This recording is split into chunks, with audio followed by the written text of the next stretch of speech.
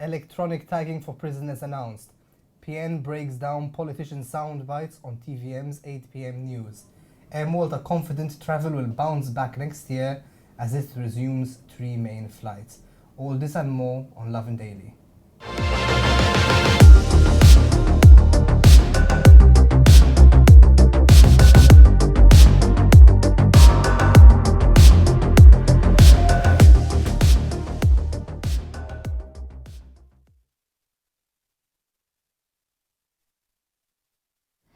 Il-war nofsnar tajb il-kulħat nil-qawka mal-programmi ħor Lovin Daily l-lum l-ewel darba tijaj tim minn dal-istudio. Yes, it is. Għaġobni.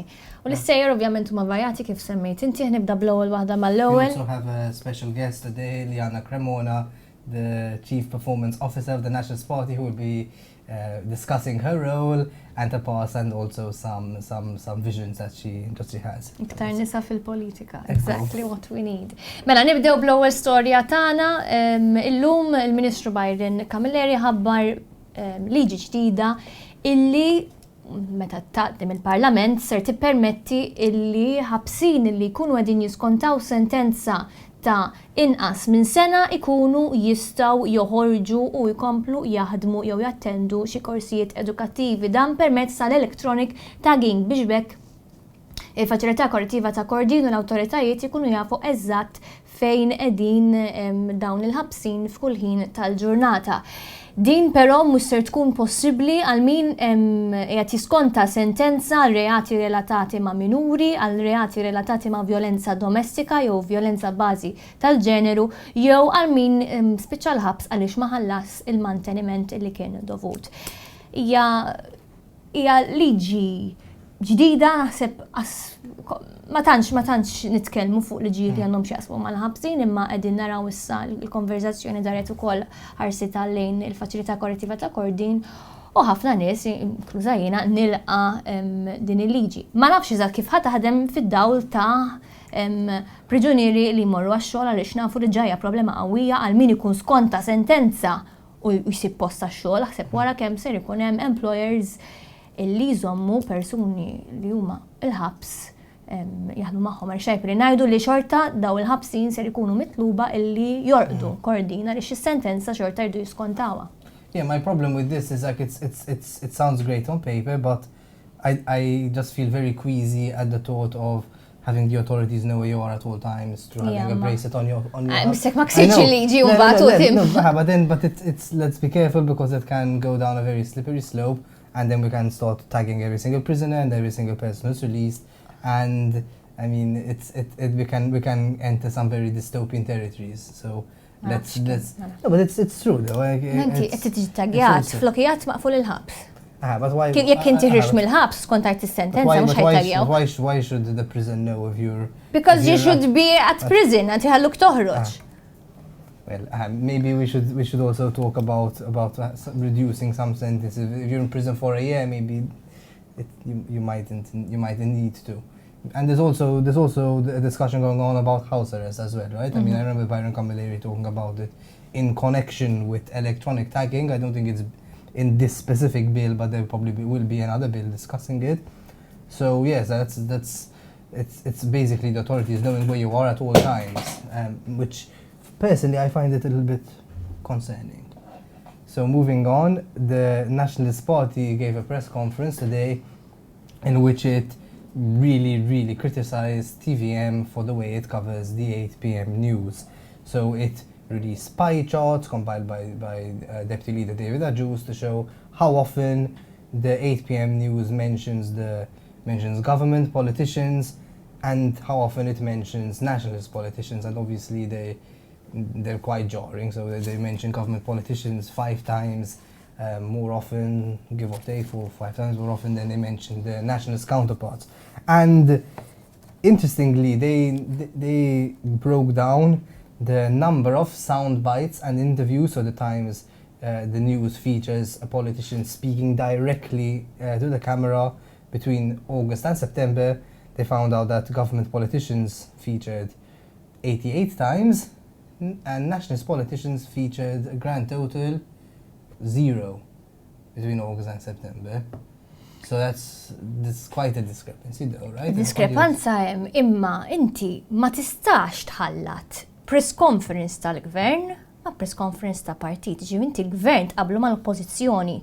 Press conference fil-kwartieri tal-Partit Laburista titqabbel ma' press conference bil-kandidati prospettivi fid-Dar Ċentrali kif qed isiru kważi ta' kuljum il-Partit Nazzjonalista. Ġifieri jiena li hawnhekk qed inħalltu l-ħasma l-bass. So they just go to do it in parliament, it's different though, like what's... Jekk ikun hemm press conference mill-oppożizzjoni fejn tirreaġixxi on the day l-għada bil-shadow minister għal dak li qal il-Ministru, mela hemmhekk qed nara jiena l-oppożizzjoni ma jistax ikollok kandidati li qed jagħmlu press conference u tqabbilhom ma xi ħaġa li tiħabbar il-gvern. Ġifieri aħna li ddiskutejna l-Bajrin Kamilleri ġiex minuti ilu, għandna nitqiesu li qed nagħmlu propaganda għall-gvern jew qegħdin ngħidu fuq liġi ġdida illi ressa il-Ministeru. Dik id-distinzjoni illi għandha ssir. Inti ma tarax kandidat iħabbar xi ħaġa tal-gvern flok Ministru għax hemmhekk eħe propaganda għal kandidat li mhuwiex f'uffiċċju, mhuwiex Ministeru. Yeah, that's a fair point because obviously the government is going to get more coverage naturally by virtue of the fact that qed jaħdem u qed jimplementa affarijiet ġodda. What a news value. Debatable, but so for the problem... L-ebda Ministru ma jagħmel press conference jgħid jiena nixtieq nagħmel dal-proġett, qatt m'gandix il-fondi għadu ma bedix, imma jien nixtieq nagħmel dal-proġett. Ma jsirux dal-press conferences. Well, so for example, the issue I see is when you have someone like the tourism minister, right? Who calls a press conference to say, I'm setting up a committee to regenerate a town in my district. Għandek raġun, għandek raġun. Then it's a bit problematic. Titara news value tal-item iva, ġifieri nemmen li hawn ministri illi jagħmlu ħafna iktar press conferences milli hemm bżonn neħe. U dik illi mbagħad huwa xogħol Television Malta, il-Kamra tal-Aħbarijiet illi tara x'inhu news value u tieħu kumment tal-Ministru jew le, imma ma tistax tqabbel u tot kull attività tal-gvern u tqisha bħala xi ħaġa partiġana. Għax allura l-gvern. No, that's for sure. Ġifieri dak kull argumenti għaj. But we can't always, there's always the minister is also a candidate as well, so there has to be some of this. Mbagħad li titlaq il-kampanja elettorali kull ministru huwa kandidat. U anke mbagħad hemmhekk jibda l-partiti jirregolaw ukoll kemm jidhru kemm jidher persuna. Il ministru għandu jgħid meta se jsir l-elezzjoni. Kulħadd fuq ix-xwieq, issa naraw. Ngħaddu għat-tielet storja, kulħadd fuq ix-xwieq ukoll jerġa' jirkupra s-settur turistiku, illum is-CEO tal-Malta David Kurmi qal illi huwa ottimist li sas-sena d-dieħla l-vjaġġar jerġa' jiġi f'livelli kif kien fis-snin li għaddew, dan meta ħabbar li l-Malta mis-sajf tas-sena d-dieħla se terġa' tibda t-tir dirett lejn London Gatwick, Madrid u Moskow. Tliet titjiriet li kienu popolarissimi mal-Maltin imma li kellhom jitwaffqu minħabba l-pandemija is-sena li għaddiet. Which of these trips would you like to go on? Kollha kemm huma bħalissa ndur id-dinja għandi ftit. Yes, I mean, if you go to Moscow, good news now is that you don't, well not now, as in ideally as of tomorrow, you won't need to spend 2 weeks in another hotel when you come back to Malta because the rules have changed, right? Sa naraw jekk ir-Russja tidħolx fir-red zone għax li taraw. Ma bħalissa kulħadd ixtieq kull imkienu ġaħlejna sentejn ma nsifrux issa. Ekku, we can't waste to make up for lost time. We can't waste any more time, so yes, great to see Malta like planning ahead and announcing new flights, as in it's obviously things can change, but the fact that they're confident or that they said strongly confident is good news for everyone who loves to travel. And St. Paul's Bay has officially been crowned Malta's development hotspot. Not that it needed that much confirming, because it's one look at St. Paul's Bay, it's hardly surprising, but the planning web, which is a new Lovin Malta platform to monitor the planning authority and to make it more transparent. Just a reminder, we launched this yesterday.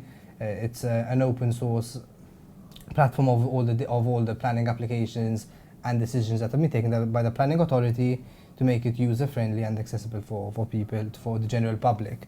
And from this data, we've gleaned that 1,173 development permits have been granted in St. Paul's Bay, which includes Bujibba and Aura, between 2017 and 2021. So it's Malta's official development hotspot, followed by Birgir with 892, and then Mosta, Slima, Tal Olmi as the top 5. So not really surprising to see some of the biggest and most densely populated towns at the top of the list. Have you visited the site? What do you think of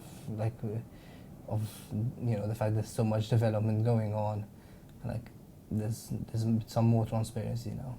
Importanti, ġifiri, jina nishtiq li l-autoritajiet segwu iktar dan is-sit li krejajtu biex ma joħorġux 3 permessi fl-istess 4 toroq għaliex ġieli tkun għaddej u triq magħluqa u krejn fl-ieħor u dik maqluqa, ġifiri hija nightmare u tgħaddi minn ċerti postijiet San Pawl il-Baħar issa għandna il-figura għal min forsi f'dal-aħħar snin jgħidlek hija ma jiġix xahar fejn ma jkunniex xi ħadd dik is-ser jew le, hija realtà, nemmen nifhem ukoll li hawn min irid jiżviluppa l-arti li hija tiegħu, għandna gżira żgħira, naħseb. We have that committee now, though, let's not forget.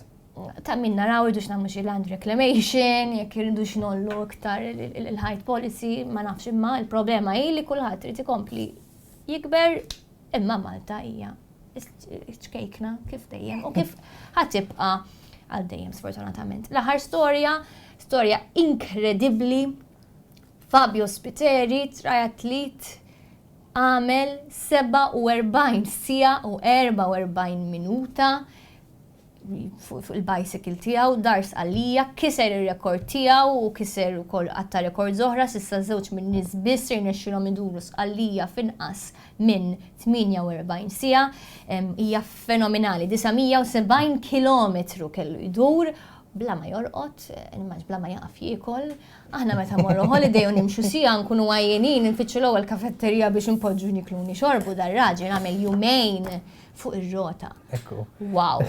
U ovvjament qed jagħmlhom biex jinġabru l-flus għall-animal shelters. Fenomenali. Proset ta' vera.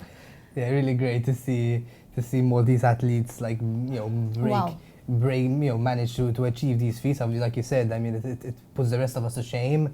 Really? Bas nagħmel kwarta fuq ir-rota kien. But wara jumejn. Yeah, without sleep, it has to be said. But yeah, no, great to see people like this. Obviously, we saw Lila Juice last summer, now Fabio Spiteri breaking his own feet again. Hana. Hana, you didn't even wait for November or something. You're right. But yes, great to see our athletes performing and really breaking even their own records and encouraging others to do the same. And so for a good cause, which is for animal welfare. And that brings us to the end of the first segment of our show. Stick around after this clip where we'll be interviewing Liana Cremona, the Chief Performance Officer of the new Chief Performance Officer of the Nationalist Party.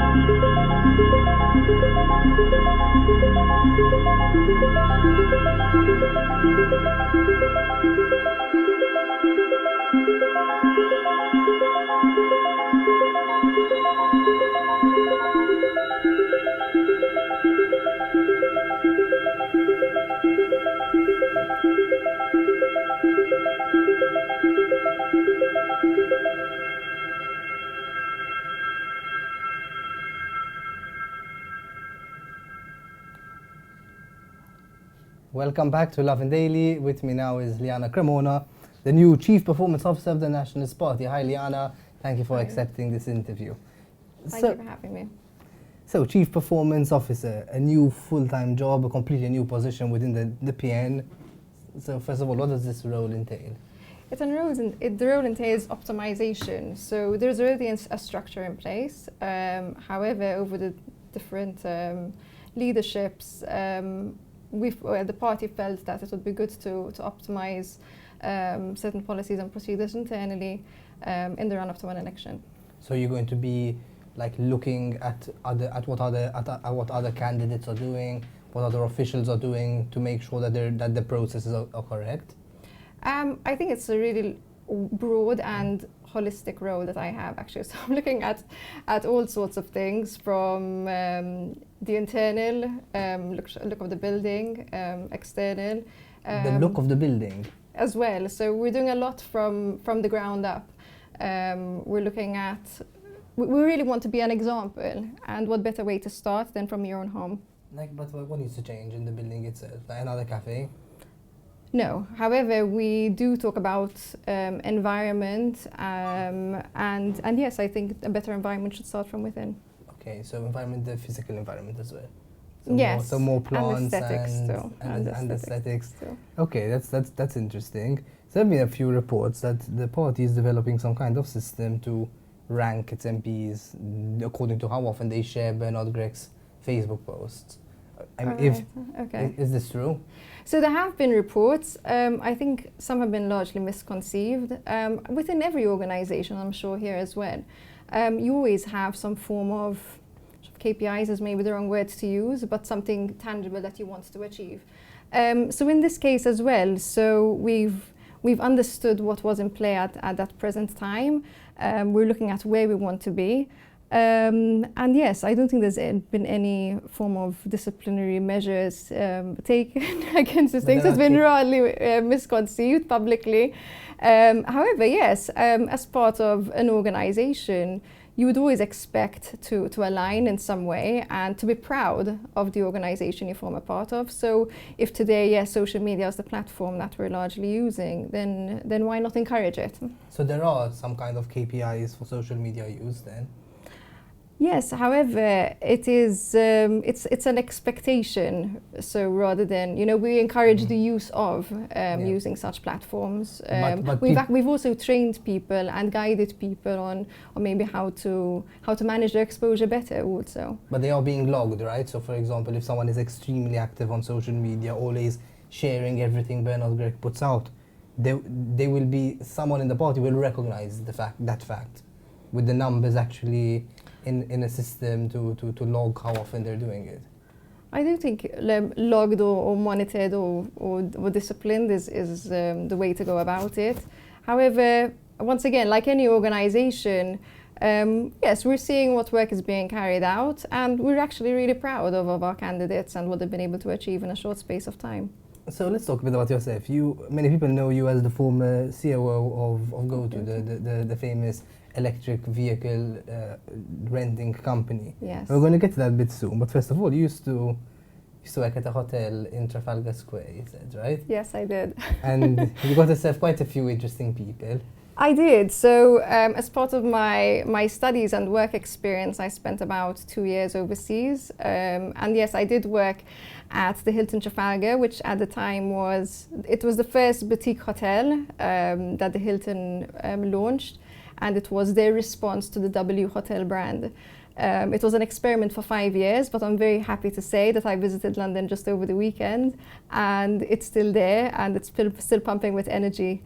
And once again they had a really different approach. So whereas normally you might go into a regular branded hotel and find certain uniformed staff, they had a really loose approach to identity and branding. So yes. So who are some of the people who used to come to this hotel? We did have regulars like, I probably shouldn't be saying, but we had loads of celebrities. It was a hot spot for certain celebrities' 25th birthday parties or theatre expos that they had on the Strand. So it really was a very, very exciting time to work there. And you started your first, let's say, taste of politics, so to speak, was around, correct me if I'm wrong, was after 2017, after the general election, and Yes. particularly after the assassination of Daphne Caruana Galizia. In fact, you were involved in the group Common Sense. So what was that like? As in, what was your experience in activism? What was your first taste of it? Okay. First of all, what got you involved in it, and what do you make of the activism scene in Malta? Okay, so it's quite an interesting journey over the last 4 years. In particular, after PN had actually lost that election, I was quite stunned, maybe wrongly, but I was for a few days. And I had actually watched the European Parliament debate in which Joseph Muscat at the time, our Prime Minister, had almost mocked Malta at the time, and I was really upset. So that's when I started doing something about it. It was around the 21st of June 2017. And of course, after the brutal assassination of journalist Daphne Caruana Galizia, yes, I increased my activism hugely. And I started organizing protests and did form part of Common Sense as well. And then it was up until recently that an opportunity came along that I thought this is the right time to take the plunge. So how was it like in activism? What's the scene exactly? Is it true that there are activists who are, fighting against each other in a sense, even though they're fighting for the same cause? I have to be honest, it wasn't really something I experienced. So very often I would actually organize protests single-handedly. Which ones did you organize? So I had organized, for example, on 22nd of October, the one outside the police headquarters, for example. It was supposed to be a peaceful protest, so I believe I was actually at home when tomatoes were thrown. You organized that protest? The one where people threw tomatoes at yes, the face of Lawrence Cotillard, that was outside? Yes, I had helped put that together. However, once again, the message was that it was going to be a peaceful protest. And I really honestly believe I watched what was happening from home at that point. Oh, okay. So you weren't even there at the protest yourself? No, I mobilize people. I think that's something I'm best at. Okay, what do you think they went too far though? Or? I think people were angry. I respect that nobody was injured at that protest. I think people really wanted to be heard. And like any democratic country, it's okay to hold a peaceful protest. So what's it like to, so you spent quite a few years in the business sphere. What's it like to shift from business to politics? It was really interesting, actually. So yes, I worked in the private sector my whole career. So over the last 15 years or so, mainly in the hospitality industry, and logistics and operations. So yes, I wasn't really sure what to expect. The one thing that I'm very, very grateful is that we found a fantastic team of people who are willing to work as one team. And we've actually we've reached quite a few milestones in a short space of time. I've been there for about 5 or 6 weeks now at this point. We've launched a new website called Kun el-Bidla. People are signing up, people are there giving suggestions, they're signing up to our events. So the response has been absolutely phenomenal. What's the main difference though between, like what did you tell someone, let's put it this way, who is involved in the private sector, who has been involved for a while, is Yes. considering perhaps entering politics, Yeah. but is like unsure what it's like, because at the end of the day you're dealing with people who are elected by the people. It's a whole different ballgame with people who are there part-time. Absolutely. So what's the big challenge you found, the biggest challenge you found making this transition? I think it was one of the easiest decisions I ever made, quite honestly. So, Really? Okay. so I actually had a couple of options at the time, both in the private sector and this, obviously, in a more public sphere. And it was an easy decision for me to make because I made the decision with my children at heart. And I wanted to take on a role where I can really implement positive change across the board.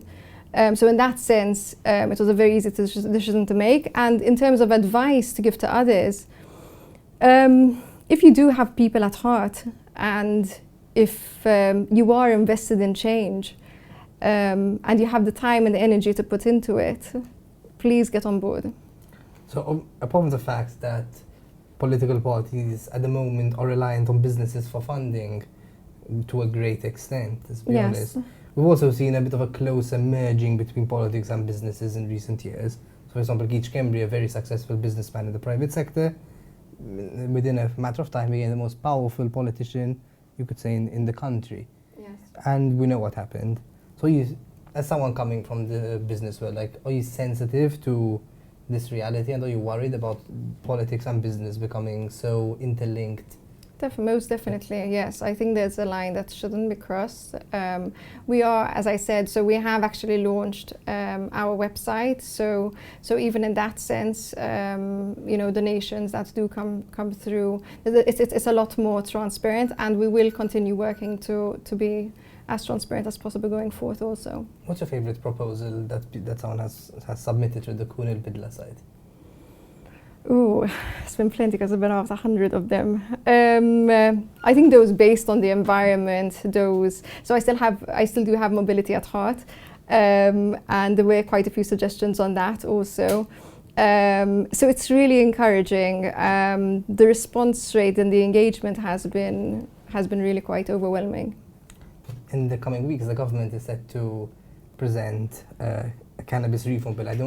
I don't know if anyone has spoken about this on the Kunil Bidla platform, correct me if I'm wrong, but it is a discussion that is going to be had. The government is going to be presenting this bill, and the opposition is going to take a stance on it. Definitely. As Liana Cremona, obviously Bernard Grech has said we're going to wait and see for what the bill says, but our stance is that if you're going to decriminalize further and don't provide a legal avenue, it's only going to help the black market. As Liana Cremona, where do you stand on this? So it will be very difficult for me to put my personal position on this, because I'm not actually a candidate. However, I have been involved in discussions where the decision has been made. Yes, we are waiting for the government to present their bill. We definitely have made our consultation, but we have a decision at hand. So yes, we're ready for this debate in Parliament. What do you think should happen? It's really not for me to. So my position is not one in which I would discuss some things. I think your position is quite relevant, as in someone who's influencing policies behind the scenes. It's not. I respect that a lot, actually. So thank you very much. However, on this particular stand, I think we're better received from a candidate or Bernard Grech himself. Okay, so you already publicly spoken out in favor of the decriminalization of abortion, and in fact, many of the proposals that were submitted through Kunil Bidla were actually saying the PN needs to take a less rigid stance on abortion and actually come out in favor of decriminalizing it. You wrote in an article for Lovin Malta a few months ago that about your own personal experience getting pregnant in the UK, and you said even though you decided to keep the baby, you were grateful that you were offered a choice at the clinic to get an abortion without feeling judged. Yes. Obviously, the PN is rigorously against abortion in all cases. Like, anyone who gets pregnant needs to have the baby, no matter what, even if the baby is sick. Are you going to pressure the PN internally to become a bit more pro-choice? So, as with all policies, there are ongoing discussions. However, I will state that the party's position is that it is not in favor. So we are. Excuse me. We are not in favor of abortion at this point in time. However, I will say that back in May, it was the PN that actually announced that we would be providing free access to the morning after pill as well as the contraceptive pill. I don't think the emphasis or the impact of that was understood enough, because in fact just this week we saw that France proposed something of the sort, actually on the same lines, and it was global headlines all around the world. So yes, the PN is an umbrella for everything. We are working to have a common ground. So. But there is that fact in its statute, right, that it says that it has to be against abortion as you principle. are correct. You are correct to say that. So there's no real open discussion on abortion then, on everything except that. We are working on common ground, that I will tell you. So what if you're a pro-choice politician in the PN? What do you do? Bow your head? No. So I did, of course, even before I joined the PN, publicly write an article for Lovin Malta. I do have my views. I'm also a very proud mother of 2 wonderful children who I had my son when I was a teenage mother. So I have a vast experience in relation to that. However, once again, such a question would be better received from such an answer would be better received from a candidate or Bernard. From you personally, are you going to be pressuring the PN to change its rigid stance at all, or the mere fact of you being there might change something, or you're not going to do anything about abortion at all? I would say that we are working across the board to find a common ground, and yes, the party's position currently stands. Okay, so let's talk a bit about your previous role as CEO of Gozo, where you worked a lot with electric vehicles and the implementation, the initial rollout, let's say, of electric vehicles in Malta. So, Environment Minister Farrugia recently said that Malta's target is to get 65,000 more electric cars in Malta within the next 9 years by 2030. We currently have around 8,000. It needs to go up by 65,000 electric cars. Like, how possible is this, and what needs to change for this to happen? I think sadly Malta's largely lagging behind where we should have been. I think certain climate change discussions were put on the table in 1988, so we're very far from our targets in reality.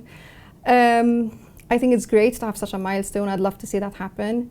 The reality is, I believe, is that the tangible infrastructure is not prepared for it. So we also heard publicly that, can the electrical grid take on such a weight? Have we installed?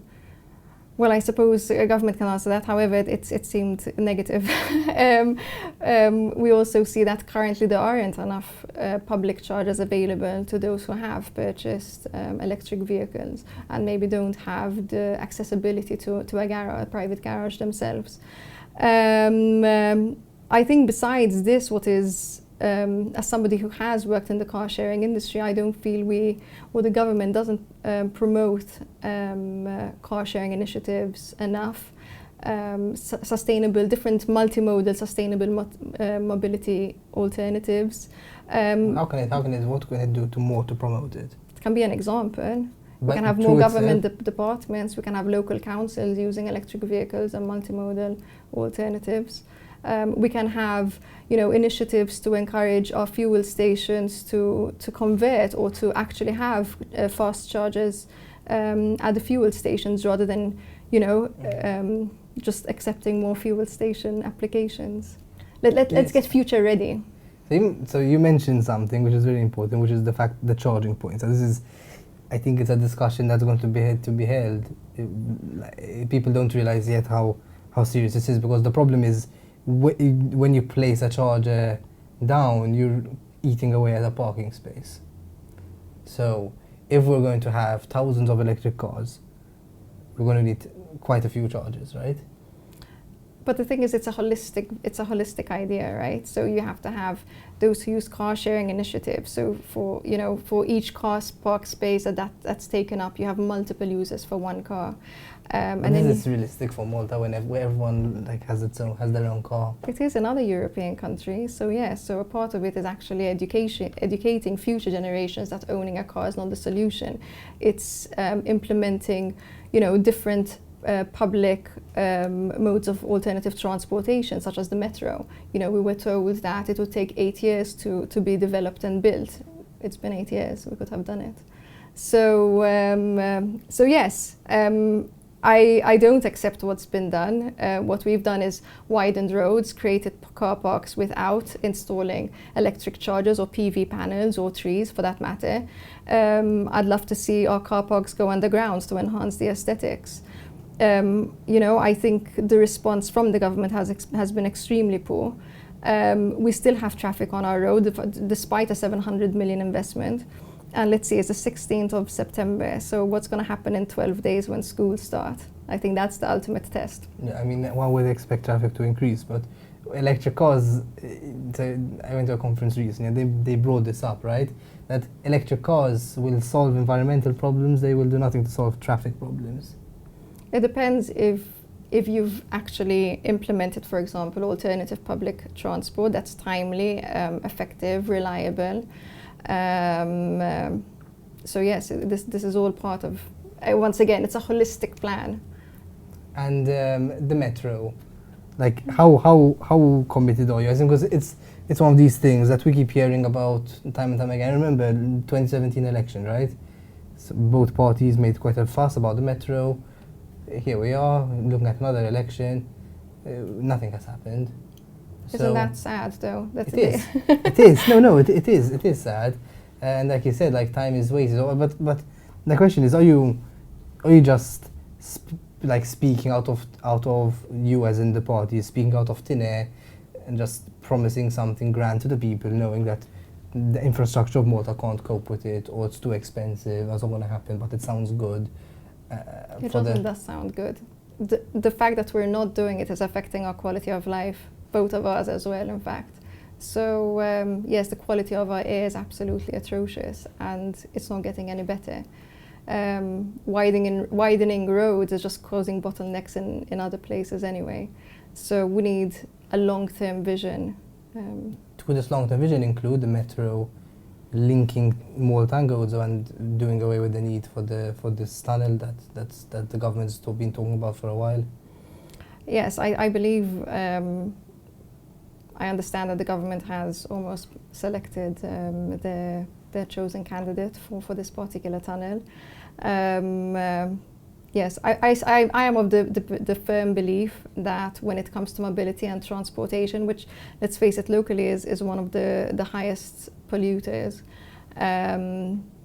we need to have a holistic plan that includes, maintaining our public bus system, car sharing, alternative transportation. So you have taxis, you have carpooling, even these electric scooters, however, with proper enforcement once again, so that it's safe for everyone. Use of bicycles. The mindset needs to change, and I think this is where, getting future ready, getting our future generations ready for a different use of transportation in general. And finally, I need to ask, because the Nationalist Party seems it's very much in election mode right now. There's press conferences constantly. Bernard Gregg is holding several activities. Obviously, there's the run-up to Independence Day at the moment, but it's wider than this, right? I mean, there's constant rumours in the background that a snap election might be held by November. The Prime Minister hasn't ruled it out. But my question is, what if there isn't an election in November? What happens then? Would the PN just continue, with gung-ho, full-on campaigning until there actually is an election? And is there a risk that the party will crash and burn by then? As far as I know, it's just another day in the office for us. So yes, we will keep working at this pace. What do you mean? Like, as in that that you can keep up with being in campaign mode for as long as it takes? I think right now, we're working with a fantastic team. We have a fantastic energy. Yes, we've launched the Kun el-Bidla campaign, and we'll keep at it. But there is a risk, though, right? Isn't that the PN might be releasing everything now, and the Labour Party might be holding its goodies, so to speak, to its chest, and then it will release them once the election is announced, and could kind of swamp the PN. Like, you understand there's this risk, right? Yeah, but we do have a solid team, so we'll be ready for every eventuality. It's not about the team, though. It's about the ideas and making sure this is a marathon and not Yes. just a race, right? Agreed. And finally, like, why should a person who is a bit unsure, like, what's the main reason why a person should vote for the Nationalist Party at the moment? I think, we've seen what's happening in the country at the moment. Our government is tainted. We've been grey listed as a country. We're still trying to manage the COVID situation. We need change. So the message out there is just don't wait to see the change, be a part of this change and kun il-bidla. Liana Cremona, thank you very much. Thank you for following Lovin Daily. Make sure you follow lovinmalta.com for all the latest developments and have an evening full of lovin'.